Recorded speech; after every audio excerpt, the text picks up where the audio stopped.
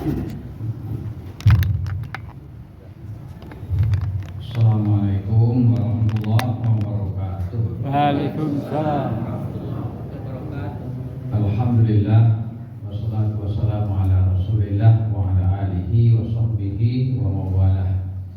Wala haula wala quwwata illa billah. Bapak Ibu yang saya muliakan, saudara-saudari, adik-adik kami, anak-anak kami yang kami cintai. Tadi temanya ikhlas dalam beribadah. Tapi saya akan sedikit merevisi ya tema itu. Jadi hidup kita ini tujuannya hanya beribadah. Tidak ada lain. Wa ma khalaqtul jinna wal insa illa liya'buduni. Tidak aku ciptakan jin dan tidak aku ciptakan manusia kecuali hanya untuk beribadah kepadaku. Kapan ibadah itu dilakukan? Selama berada di dunia ini, waktu yang singkat ini.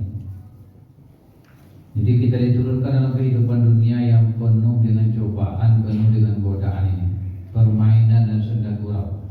Itu ujiannya, itu bukan tujuannya. Tujuannya beribadah.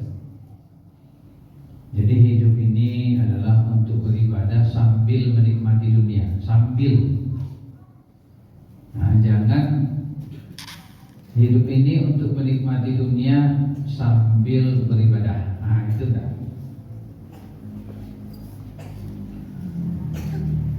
Nanti nilai ibadah itulah yang akan kita gunakan Bapak Ibu untuk membeli tiket surga. Kalau cukup dapatlah tiket surga, masuk ke surga tingkat sekian, tergantung amal. Kalau tidak cukup kembali tiket surga, kamu bayinya? Karena aku. Tidak ada tampik di antara kedua itu.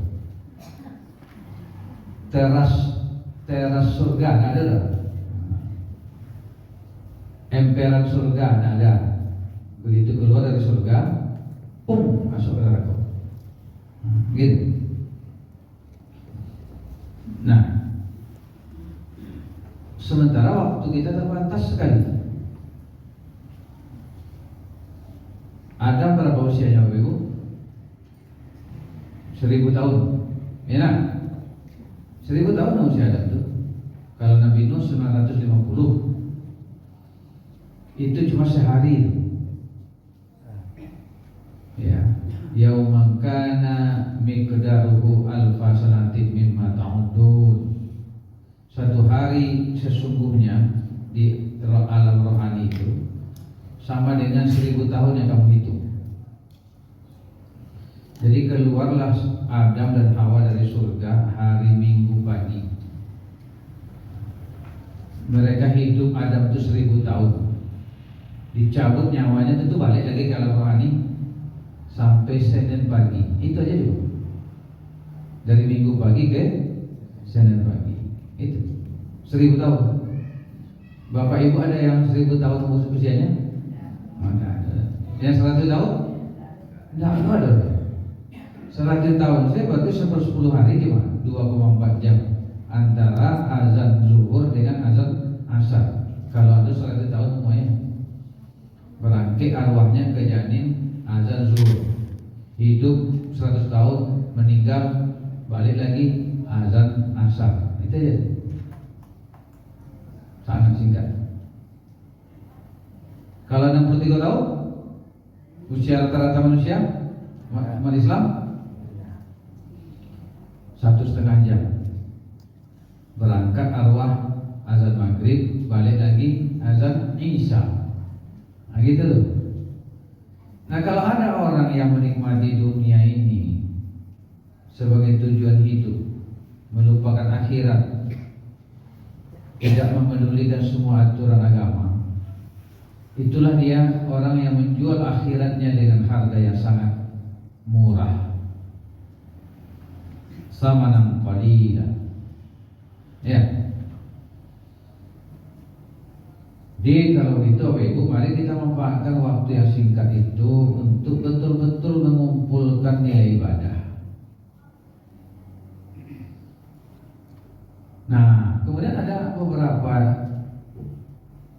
amal Bapak Ibu yang kalau kita kerjakan meskipun usia telah berakhir tapi dia tetap mengalirkan pahala. Nah, ada pula tuh.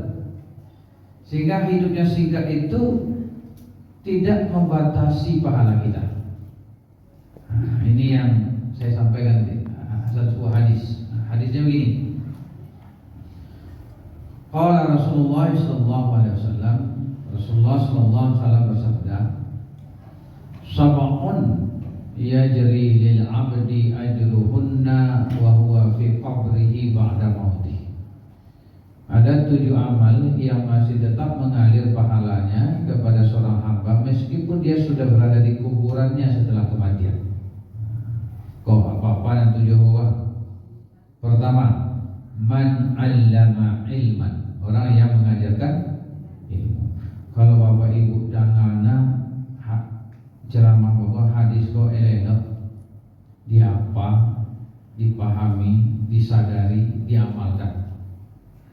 Kira-kira ambo dapat pahala dengan syarat ambo mengerjakan dengan ikhlas karena Allah. Nah, ikhlas beribadah tadi ya. Yang kedua, saya ambo kerjakan sesuai dengan aturan. Bapak Ibu dek merasa hadis ku penting belum, nanti disampaikan ke orang. Orang tuh mengamalkan belum, Bapak Ibu dapat pahala. Saya sebagai sumber pertama dapat juga enggak? Nah, gitu.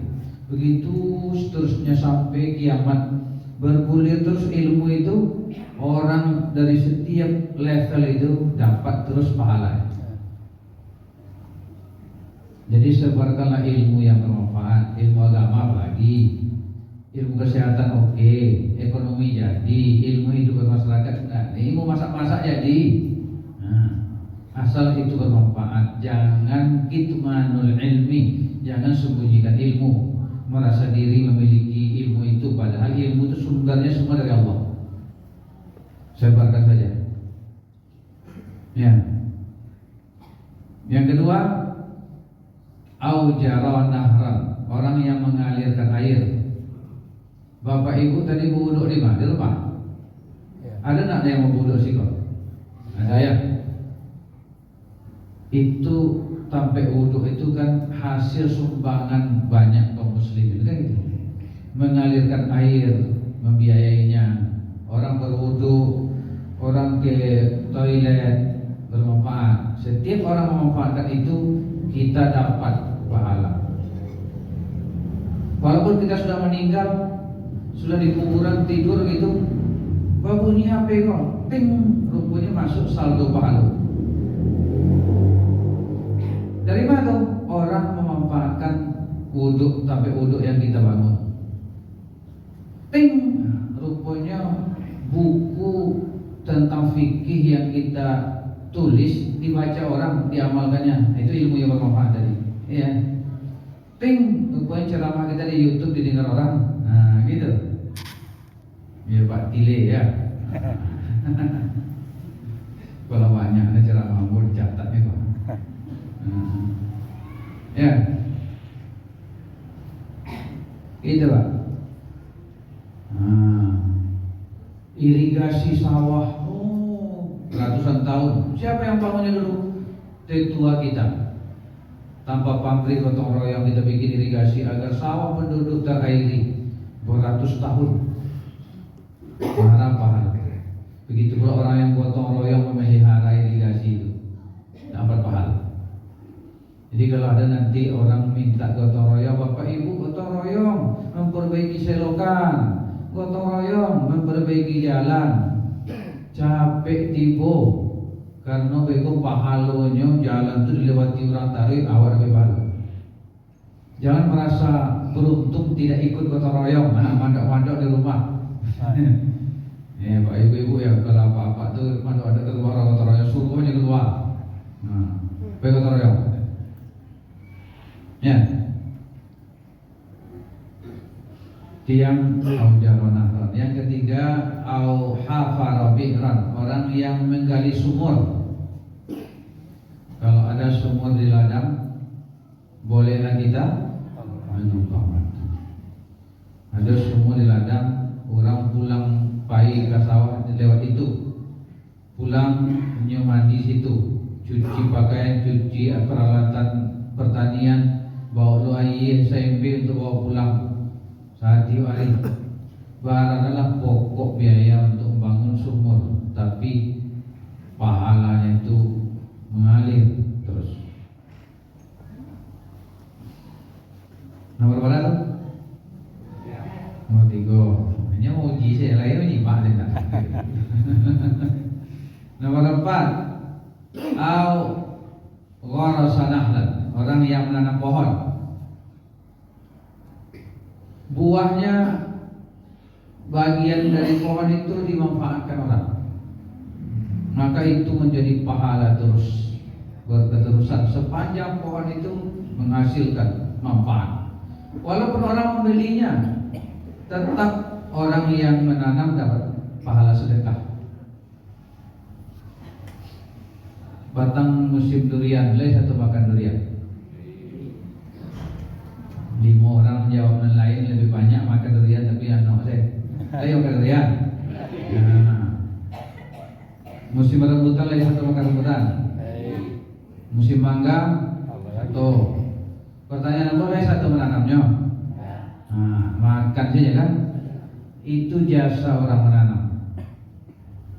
Banyaknya video wali rambutan sekarung 10 juta, tapi tidak ada orang menanam. Tidak ada baik. Jadi orang menanam itu disuruh oleh agama menanam itu. Kalau kiamat sudah akan terjadi, kata Nabi, di tangan kamu ada bibit pohon, tanam juga kalau masih sempat. Pada kiamat kan?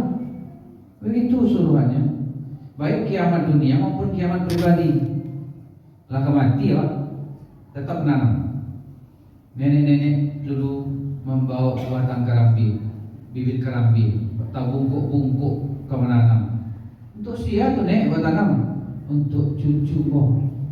Begitu.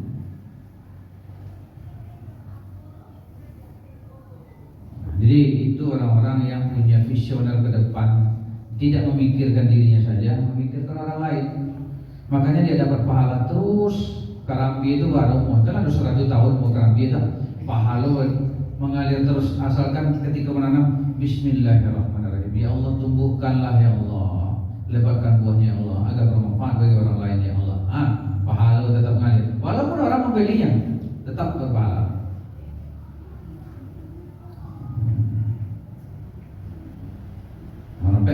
Nomor 5, au bana masjidan, orang yang membangun masjid. Kok masjid aku kan lah nyaman dah. Sanang, rancak, dingin. Bukan ikut merasakan perkembangan masjidnya Pak Sabtu. Sejak dari awal masjid kok masih alun manga-manga, boleh satu ceramah itu. Tahu perkembangan. Ini kan sumbangan dari para dermawan. Setiap kita merasakan manfaat dari masjid ini, maka dapat pahala. Orang-orang yang ikut menyumbang. Ya. Pahala itu. Berikutnya au warasa mushafan, orang yang mewakafkan mushaf Al-Quran, orang tadarus diambilnya Quran, ini lebih pahala. Kebetulan Quran yang diambil, yang dibaca itu sumbangan awak dapat. Apa ibu pulang kampung nanti singgah sembahyang di masjid, dilihat Quran lah cabik-cabik, di auto ada Quran, ambil letak. Dah ingin oleh tiba-tiba nanti di kuburan, ting, HP kembali. Punya Quran awak dibaca, orang gitu. Oh ibu-ibu sembahyang loh, pakai mukena baru untuk sholat Id. Ternyata mukena situ tulah kumat, busuk, bukan lah, anak bulan tidak bercuci. Baru tinggalkan mukena baru kok. Tinggalkan mukena baru kok enggak? Tinggal saja lah, beko balik. Nah, itu yang dikatakan dalam Al-Quran, hanya kikir untuk dirinya. Karena kekikirannya tadi menghambat datangnya pahala.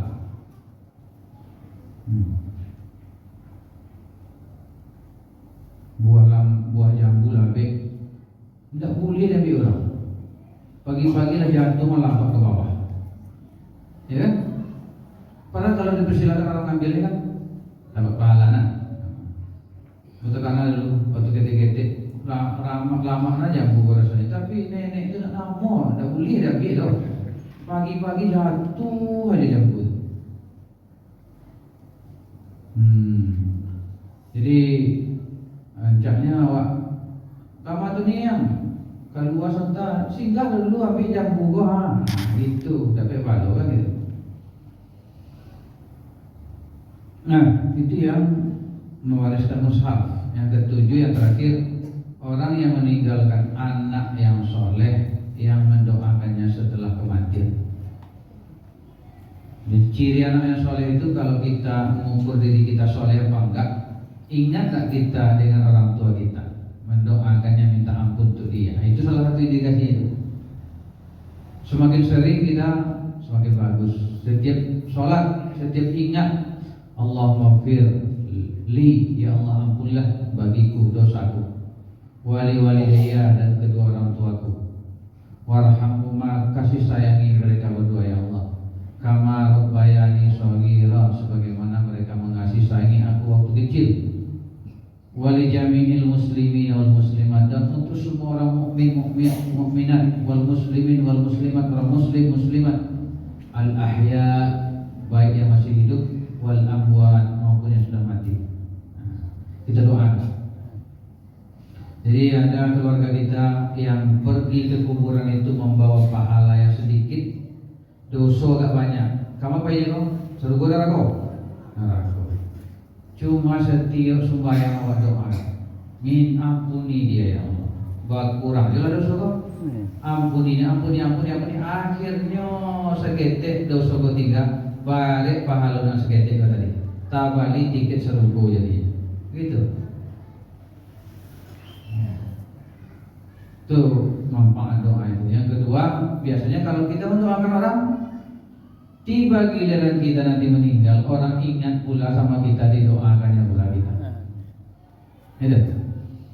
Yang ketiga, kata Nabi, siapa yang mendoakan kebaikan untuk orang lain, maka Allah memberikan kebaikannya setara kepada yang berdoa terlebih dahulu, baru diberikan kepada orang yang doa. Awak dapat kebaikan dulu, baru awak doa. Karena ada ruginya sama sekali berdoa itu. Maka rajin-rajinlah berdoa. Karena kalau kita enggan berdoa, itu dikatakan Al-Quran sebagai orang yang takabur, orang yang sombong. Ya. Jadi 7 tadi yang bisa mengatasi singkatnya umur kita dalam beribadah itu apa tadi? Pertama, mengajarkan ilmu. Yang kedua, angkuk tadi, kecewa iyo lah tadi. Nomor 2 apa? Mengalirkan air. Nomor 3, menggali sumur dan kampe. Mantap. Nomor 5, membangun. Yang ke-6, membangun mushaf. Yang ke-7, anaknya soleh. Alhamdulillah, banyak maaf, terima kasih. Assalamualaikum warahmatullahi wabarakatuh. Waalaikumsalam warahmatullahi wabarakatuh. Tadi itu ceramah Profesor Dr. Subhan Harpundang.